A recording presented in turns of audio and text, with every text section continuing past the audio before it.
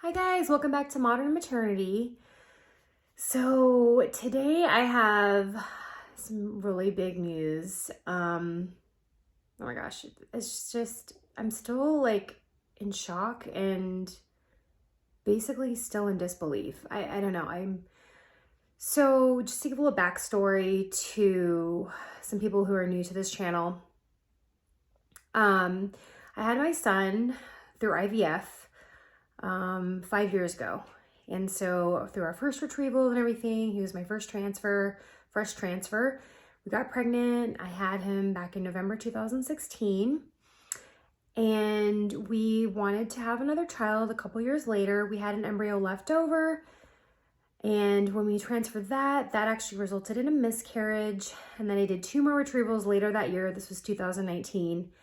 And both of those transfers from those 2 retrievals ended in an ectopic pregnancy, which resulted in surgery and getting my left fallopian tube removed. Fast forward to 2020, I did 2 more retrievals and got 3 negative pregnancy tests because I had 2 embryos from the first retrieval to transfer, which one at a time, and then 1 from the second retrieval to transfer, all fresh, all genetically tested normal, and just had negative pregnancy tests through all of 2020. So earlier this year, I did another egg retrieval. We transferred 1 fresh, and that resulted in a biochemical pregnancy, which is an early miscarriage. So I did get pregnant, but my first beta number was low, and it was like 3.8 at 6 days past transfer. And it rose up to 166, and then, which was I think my 3rd beta, and by my 4th beta, it had plateaued at that. So doctor was like, expect a period. And so that one didn't work out. So this last transfer, which we said, okay, this is going to be our final one. We had 1 more embryo that was frozen. And, I just went into it with like full surrender. I was like, you know what? Maybe we're not meant to have another baby, and I just need to accept that and just like surrender to it and be like, I'm fine with just 1 child. I just want to go into this just not feeling like all this pressure about getting pregnant and having another baby. So of course I was still, going into it with hope and optimism and positivity. But I just didn't want to like get my hopes up because at this point we literally had 8 failed transfers. So, like drum roll, please. We did the transfer. It ended up being an amazing transfer. I'll actually go ahead and publish that live embryo transfer on my feed here in a little bit. Worked out well. I did acupuncture. I did intralipids. I did all the things, in order to give this embryo the best shot. And then I just got really busy with work and various things. I still, I wrote down my symptoms. And so, but then I was like, well, maybe it's the progesterone that's causing me to have some of these symptoms. So all that can really for sure guarantee that you're pregnant is the blood work. So at 6 days past transfer, I got the call from my doctor.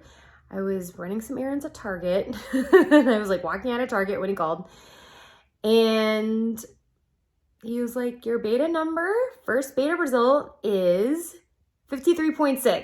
And I was like, my jaw like dropped to the floor. I was shaking. I was just like, oh my God, I just can't believe this is happening. I'm like, I was prepared for the worst of either like no beta or like a really low beta. He was expecting to see between 25 and 50, and this embryo shot for the moon at 53.6. So I was like, okay, now I got to get to 2nd beta, which is 2 days later. It has to double. It has to get to like about 108. So waited impatiently 2 days later, and it came back at 130.3. I was like, oh my God.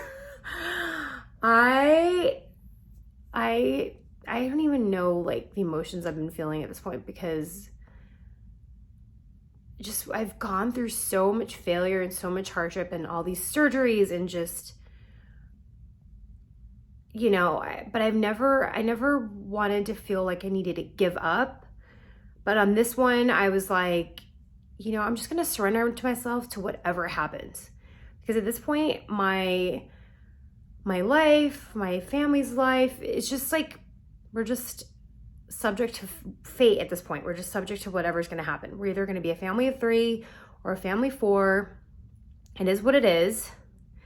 And so at this point, fate has decided we're going to be a family of 4. And of course, there's other milestones to get through. But I just want to savor this moment now of being officially pregnant. I can't believe I'm saying that. I took, you know, of course the blood tests are the most important, but you always like seeing a positive pregnancy test, and all the IVF warriors out there know that. So this is what the test I took on 6 days past transfer. It's a digital one. And then this is the, you can see here, the line one. And so 3 days after that, I took the line one again, and look how much darker it got. Isn't that awesome? And then 2 days after that, I took a different brand. I totally went and like rated out Target, dude. Target and Walmart. But yeah, you guys, I'm officially pregnant from my 8th transfer for trying for a second baby. I can't believe it. Like I said, I'm still in shock.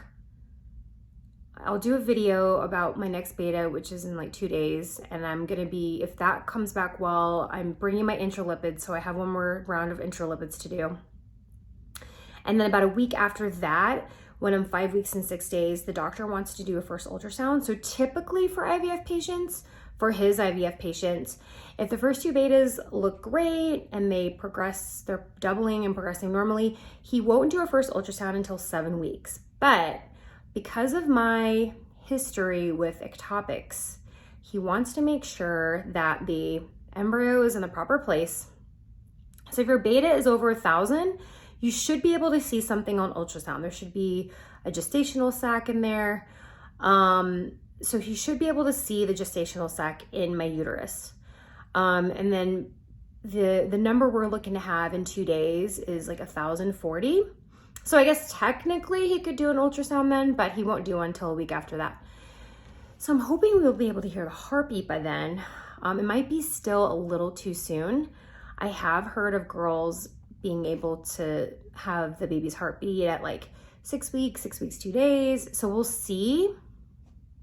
If it doesn't happen, I'm not gonna worry about it. I do hear like around that time you can see it but not hear it. So we'll see. I just want it to be in the right place at that point. And then of course for the beta to obviously do well in 2 days. But anyways, I'm just focusing on the here and now. My beta came back. I still can't believe it. I'm gonna post a video of my 2-week wait symptoms, and I guess it's more of like the 1-week wait because my beta was 6 days after my transfer. But I'll go into some more symptoms that I've had. But yeah, you guys, I wanted to update you. I like literally can't believe it. I literally was resigned to just being like, well, I guess we're just not gonna have another baby because we didn't plan on trying to do another egg retrieval and going through all that. We've had 7 failed transfers up to that point, and so this was the 8th one. And so I just was like, you know what, maybe it's not meant to be. But this baby is pulling through, and I can't believe it. Oh, and the final grading on it after being thawed was a 4AB. So the A part is what makes up the baby, and the B part is what makes up the placenta. And before the embryologist froze it, he actually graded it at a 4AA, but I guess after thawing, like the placenta part of it downgraded a little bit. But a lot of people say that doesn't really matter, especially when they're genetically tested, because, you know, it came back genetically normal, and it's more of like a beauty contest at that point. So anyway, I was just happy like the baby part stayed in A. So I was like, okay, well, that's good. So I just wanted to like let you guys know we're over the moon. We're still cautiously optimistic, but this is the furthest we've gone in so long. So we're just like savoring the moment in that.